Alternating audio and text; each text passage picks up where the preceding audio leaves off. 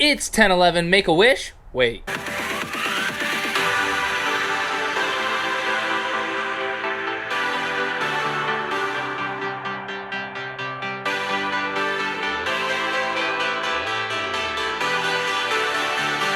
Hello everyone and welcome to October 11th, 2023. It's This Week in Comics. I'm your bumbling guy, Dustin Dry. I get it wrong just as much as I get it right. We got a bunch of number ones to get to. We got a Halloween issue to get to. We got a bunch of ongoing series to check in on. It's a monster week. Let's go. Batman, City of Madness number 1, written and drawn by Christian Ward. Alright guys, Christian Ward, who wrote and drew this issue of Batman, City of Madness, he's going to draw the whole series. He's best known for Batman Beyond, Neo-Gothic, Batman Beyond, Neo-Year. He did some covers for Swamp Thing, Green Hell. He also worked on Bloodstained Teeth, so definitely check out his work because we're about to get into the review. This is a prestige Batman story involving a somber Alfred, a relentless Bruce. We got Two-Face, we have a new villain, the Batman Below, plus involvement by the Court of Owls. I absolutely loved this book. It made great use of the prestige format size, plus the art in it was so amazing and the story all brand new. I don't want to spoil anything because this series is only going to be 3 issues, but you should definitely pick this book up this week. It's the best Batman book that came out this week. Batman City of Madness number 1 is a 9 out of 10. Capwolf and the Howling Commandos, written by Stephanie Phillips with art by Carlos Magno and Espen Grunger. Now guys, Stephanie Phillips is coming off of Contest of Chaos, but she recently has written on Grimm, Cosmic Ghost Rider, Rogan Gambit, Descendant, so definitely check out some of her other work.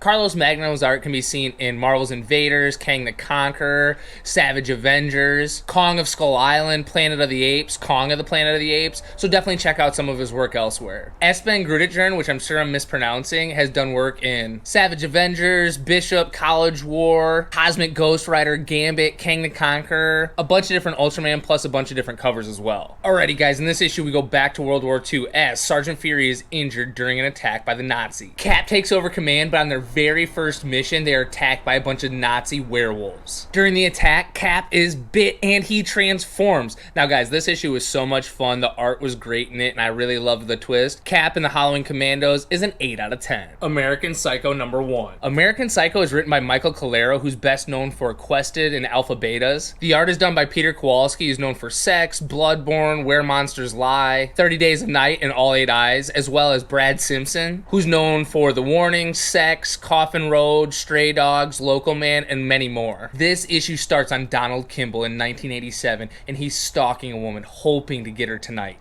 However, the woman ends up going home with Patrick Bateman, and Kimball witnesses her demise at his hands, much to his glee. In the present, a woman is assaulted at a club, however, somebody gets revenge. Now, this series has crazy good art, and I expected nothing from it. I just grabbed it off the stands, wasn't sure what to expect, but the story, the art, everything, American Psycho number 1 is an 8.5 out of 10.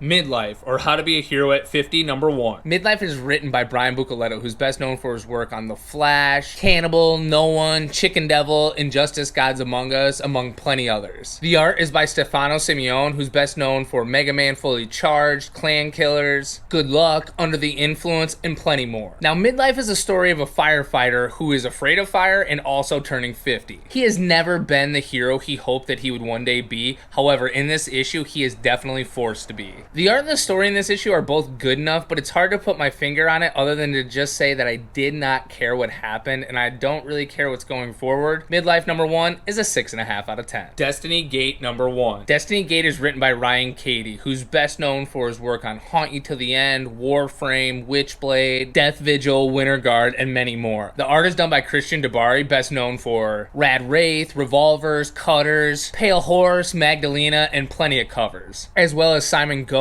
best known for Ringside, Revolvers, Thunderchild, Grit, and plenty of more covers. I'll have you guys read it to understand what the Destiny Gate is because honestly it doesn't make the most sense. I found the art to be actually really well done in this comic, but I don't think the concept works at all, and I don't know that I'm going to keep following it. A comic about the choices you make in life leads me to the choice that I have to make. Destiny Gate number 1 is a 5.5 out of 10, and I will not be continuing.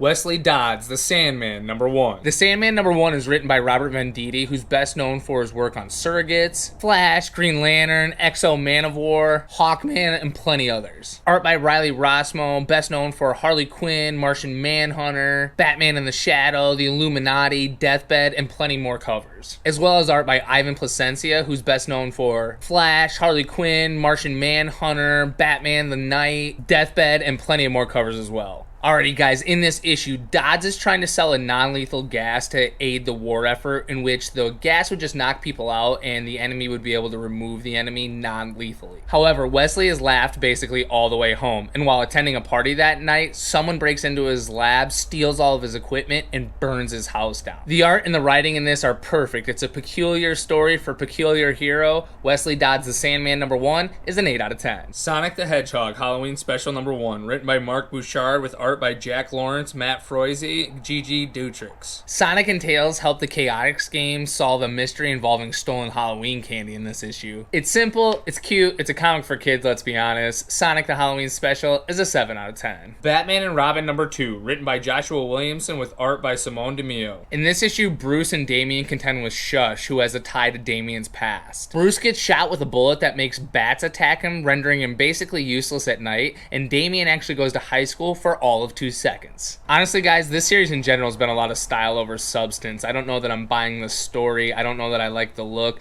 It looks like paparazzi and their flashing bulbs are what's lighting every single scene. Batman and Robin number 2 is a 6.5 out of 10. I'm gonna continue, but I don't know for how long. The Cold number 3, written by Kelly Thompson with art by Mattia de Eulis. In this issue, the kids actually encounter a being and realize that wherever they are, the area, the beings, the flora, they all have a hive mind. With this hive mind, a lot of the kids gain powers, except for Cleo, who the being deems needs to be cold. Using their new powers, realizing that there's time dilation wherever they are, and actually escaping, only to find a giant being waiting for them outside the rock. The art is great, the story's solid, it's nothing to write home about, but it's really solid. The Cold number 3 is a 7.5 out of 10. The Hunger in the Dusk number 3, written by G. Willow Wilson with art by Chris Wildgoose and Masacic. We get the fallout from both groups of the Vangal attack in this issue. The last men actually end up capturing one of the Vangal scouts and figuring out how are the Vangal getting inland without being detected. Personal relationships advance in this issue, while there's more questions about the Vangal, the past, plus the art is always quality. The Hunger in the Dusk number 3 is a 7.5 out of 10. World's Finest Teen Titans number 4, written by Mark Waid with art by Emanuela Lupacchino and Jordi Belair. This issue felt disjointed and rushed. We get a story of Roy, Wally, and Gar hanging out, plus the reveal of a new Guardian, but none of it felt connected. The art is phenomenal as usual in this issue, and a lot of the information that you're given is necessary, it just wasn't a story. World's Finest Teen Titans number 4 is a 7 out of 10. Street Fighter vs. Teenage Mutant Ninja Turtles number 4, written by Paul Aller with art by Ariel Metal and Sarah Meyer. In this issue, the Turtles and the Street Fighters are battling Bison and Shredder, however, they're losing bad. Stockman thinks he's working with Bison, however, when he realizes where the Psycho Bomb's actual target is intended, New York is doomed. It's an okay story, it's got okay art, I'm gonna finish it. Street Fighter vs. Teenage Mutant Ninja Turtles number 4 is a 6.5 out of 10. Green Lantern number 4, written by Jeremy Adams with art by Hermenico and Romelu Fajardo Jr., with a backup story written by Peter J. Tomasi and David LaFuente. Sinestro sets his mysterious plan in motion, and Hal needs Barry's help to battle Master Disaster. Someone is giving villains alien technology, but who is it? And in the backup story, we meet an orphan who claims to be Sinestro's son and is out to prove that he is every bit what his father is. The main issue is definitely an 8 out of 10. It's got great continuation, great art, great everything. The backup story, I'm a little unsure of what they're going to do with it, so for right now it's a 7 out of 10,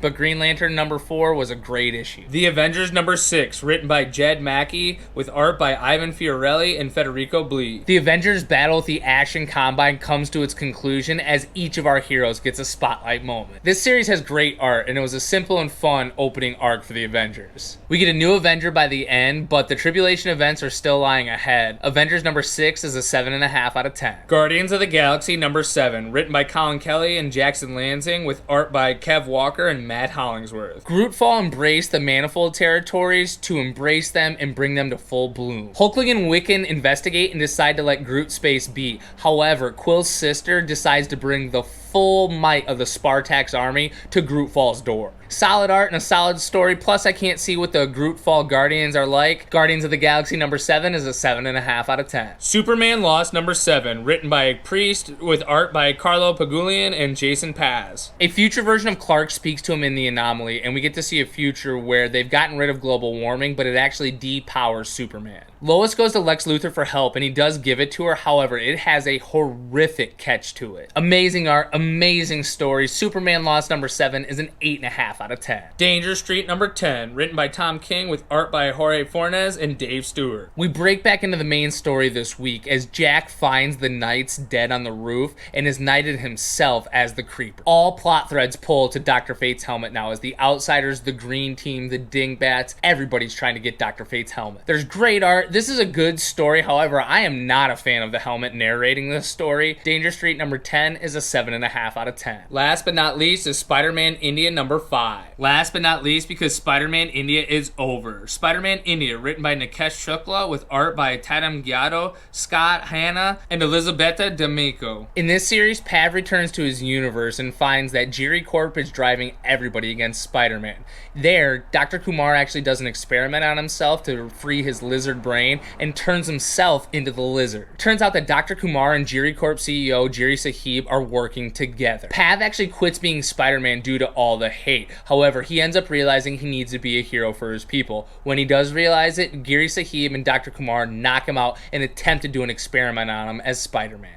Meanwhile, Pav's community actually rises up and battles Jiri Sahib in order to help Pav. Pav gets free and with the help of his people is able to win the day. We get a new spider suit at the end, we get a new twist origin on a different Spider-Man, plus we get some quality art and good storytelling. Spider-Man India overall is a 7.5 out of 10. Alrighty guys, that's going to do it for October 11th, 2023. We got another big week coming on the 18th. Remember, I'm your bumbling guy, Dustin Dry. I get it wrong just as much as I get it right. Ask the Transformers fans. They hated my review last week, which by the way, I maintain if you're going to do a number 1, you have to be inclusive for everybody, even people who don't read Transformers normally. But I'll digress. I got it wrong, apparently, according to the Transformers fans. That's fine. I didn't understand enough. But another big week coming on the 18th. Remember, I'm Dustin Dry. We are at This Week in Entertainment. We got the first episode dropping tomorrow of This Week in Entertainment. Please like, comment, subscribe. Even if you disagree, please comment. I do like seeing other people's opinion. But until the 18th, I'll be 35. Let's fade to black. Hit the music.